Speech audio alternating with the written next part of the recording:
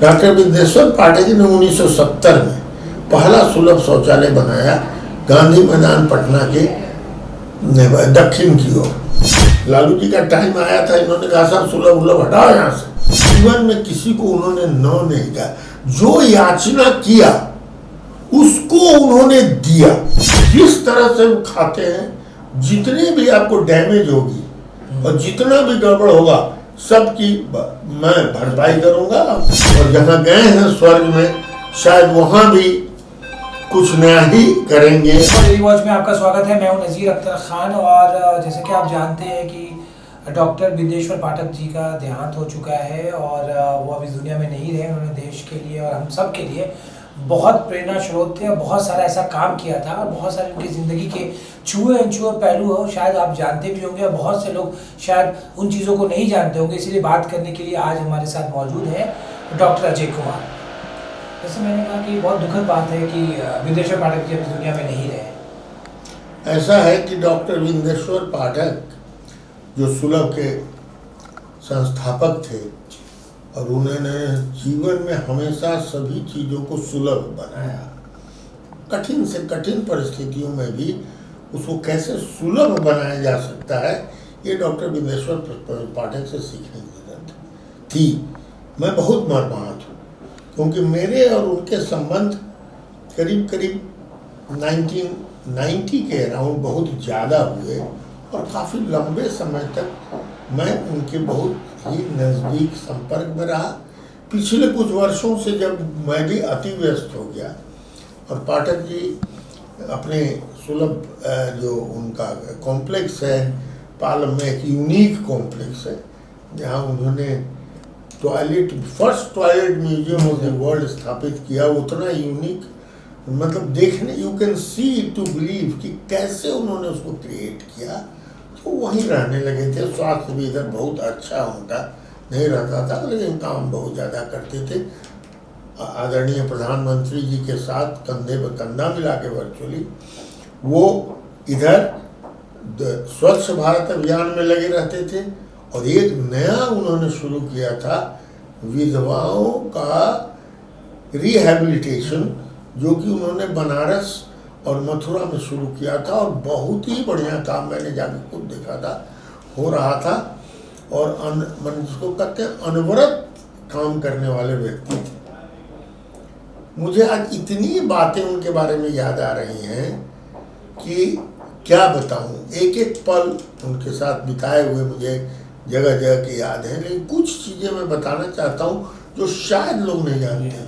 Doctor Videshwar पाठक ने 1970 में पहला सुलभ शौचालय बनाया गांधी मैदान पटना के दक्षिण की ओर। और वो किस तरह से बनाया ड्रामेटिक ढंग से, वो मैं बाद में बताऊंगा। किस तरह से उस समय के जो एडमिनिस्ट्रेटर थे राजदेव बाबू ने उनके हाथ पर लिख दिया कि बड़ा बाबू इनको 25,000 रुपया एडवांस दिया जाए, और हाथ पर लिखे हुए ले आए बड़ा बाबू के पास कि उन्होंने बड़ा बाबू कह रहे हैं कि अक्षर तो साहब का, लेकिन इस पर आपको कैसे देंगे। तो एक बात हुई कि अब तब मामला बढ़ा और उन्होंने पहला सुलभ शौचालय की स्थापना की। उसके he was a great innovator. सुलभ शौचालय का इनोवेशन उनका बहुत बड़ा ये था। और बड़े करेजियस आदमी थे, देखने में बड़े मुलायम थे, लेकिन बहुत ही हिम्मत वाले थे। नाथ द्वारा टेम्पल का नाम सुना होगा राजस्थान में, बहुत ही जिसको कहते हैं ना, वहाँ पर परंपराओं का और इसका बहुत ऑर्थोडॉक्स लोग थे। किसी भी दलित को उसकी सीढ़ी पर चढ़ना मना था। और डॉक्टर विदेश्वर पाठक एक प्लेन भर के दिल्ली से ले गए दलितों को, जिन भंगियों को उन्होंने मैला ढोने से, क्योंकि उनका भंगी मुक्ति अभियान था, मैला ढोने से जिसको रोका था, मैंने खत्म कराया था, रिहेबिलिटेट किया था। एक प्लेन भर के ले गए, प्रोटेस्ट होता रहा, सबको घुसा दिया नाथ द्वारा टेम्पल में। और ये बड़ा मतलब ये हुआ था। दूसरा उन्होंने बड़े जो कहते हैं ना, एक तरह के चैलेंज लेने वाले आदमी थे और डरते एकदम नहीं थे। एक बार क्या हुआ कि यहाँ जो भंगी मुक्ति हुआ, सारा भंगी मुक्त समाज जो बना, तो जितने भंगी लोग थे जो मुक्त हुए थे, कहा कि सबको डिनर कराओ मौर्य होटल में। उन्होंने मौर्य होटल बुक किया। तो लोगों ने समझा कि भाई सुलभ के ये मौर्य पाठक जी ने किया है बुक, हो गया मौर्य बुक। जब शाम में ये लोग पहुंचने लगे सारे भंगी अपने परिवार के साथ, तो दृश्य आप समझ सकते हैं, बच्चा सब कान किच करता हो। ये अचानक इनको फोन आया कि सर आपके नाम से बुक है, कौन लोग आए? जो भी आए वो मेरे अतिथि हैं, उनको खाने दीजिए। जिस तरह से वो खाते हैं, जितनी भी आपको डैमेज होगी और जितना भी गड़बड़ होगा सबकी मैं भरपाई करूंगा। और वो सब खाया भर पे। ये मुझे तो पूरा दृश्य मालूम है, खुद मैं नहीं गया था लेकिन मेरे मित्र वहाँ थे, वो सारी बात बता रहे थे। हड्डी उन्होंने फेंक दिया, कारपेट, सारा कुछ करने का उन्होंने पैसा अपने हाथ से भरा, लेकिन लोगों को वहाँ मैसेज खिलवाया, मैसेज भी किया, हाँ जनेऊ करवाया यहाँ तो तुम्हारे अदालतगंज में। उस जनेऊ में जनेऊ जो दान देने वाले थे वो सारे दलित पंडित थे, और ब्राह्मणों को बिठा करके दलितों से भोजन करवाया। ये हिम्मत, बोलते तो बहुत लोग हैं, बहुत कम लोगों में होता है, और उन्होंने ये सारी हिम्मत, खाली हिम्मत ही हिम्मत था। और दूसरा है नेगेटिव थिंकिंग उनकी थी ही नहीं। एक और बात बता दूं, बाकी तो बहुत चीज़ें याद आ रही हैं। एक बार मैं उनके साथ जा रहा था नेत्राहाट स्कूल, उनको चीफ गेस्ट बनाया था, दोनों आदमी गाड़ी से जा रहे थे। उस समय उनको बिहार में लोग बहुत तंग कर रहे थे, और सारे सुलभ टॉयलेट्स को उन्होंने यहाँ से बंद करा दिया और किसी और को कॉन्ट्रैक्ट दिया। कुछ अभी लंबी कहानी है, बताऊंगा नहीं।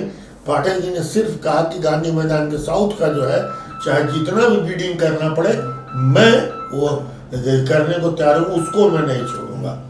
तो मैंने कहा उनको रास्ते में कि पाठक जी आप ऊपर बहुत लोग भीड़ा रहता है, आप जो है बड़ा तंग करता है। तो तुरंत उन्होंने हमें रोक दिया, कहा अजय जी आप ऐसी बात न कहें, आप अपने जीवन में सोचिए कि कितने लोग ने आपको तंग किया है एक्चुअली। यदि 10 पहुंच जाएगा तो मुझे बताइएगा। 2-3 मिनट में चुप रहा। 3 आदमी से ज्यादा हमको मिल भी नहीं किया जो हमको तंग किया। तो कितना मिला? हमने 3 बोला कि हाँ। तो इन 3 लोगों के चलते जितने लोगों ने हम लोगों को, आपको या हमको समाज में इतनी ऊंचाई तक पहुंचाया, उनको हम क्यों बदनाम करें? तो समाज को बदनाम नहीं करना। वो लोग आए तो उनको इग्नोर करना चाहिए। दूसरा उन्होंने क्या किया, हमें वो सीखा तक हमको मालूम है। अजय जी ये फिक्र मत कीजिए कि दूसरे तरफ कौन क्या है, तुम हाँ आपके तरफ कितना, फुटबॉल के खेल की तरह आप अपने टीम को मजबूत रखिए और गोल दागते रहिए, और ये जान जाइए जिस दिन आपकी टीम कमजोर होगी लोग आप पर गोल दागेंगे। इसलिए दूसरे का फिक्र मत कीजिए कि वो कितना मजबूत है, अपने को मजबूत करिए। ये सब चीजें वो करते थे। बहुत मैं प्रभावित उनसे रहता था। जीवन में किसी को उन्होंने न नहीं कहा, जो याचना किया उसको उन्होंने दिया। कोई भी याचक उनके दरबार से खाली नहीं, दुखी होकर के नहीं गया। उस जो याचना करता था उसको दे देते थे। सो इसलिए आज मुझे लगता है कि महान व्यक्ति इस धरती पर से उठ गया है। भगवान उनको आत्मा को शांति दे, और जहाँ गए हैं स्वर्ग में शायद वहाँ भी कुछ नया ही करेंगे, और देखा जाए किस तरह का ये उनका प्रभाव इस देश पर जो पड़ा है, उस पर कितना बढ़िया आगे हमारा देश बढ़ेगा। ये इस कामना के साथ मैं उनको सादर नमन करता हूँ।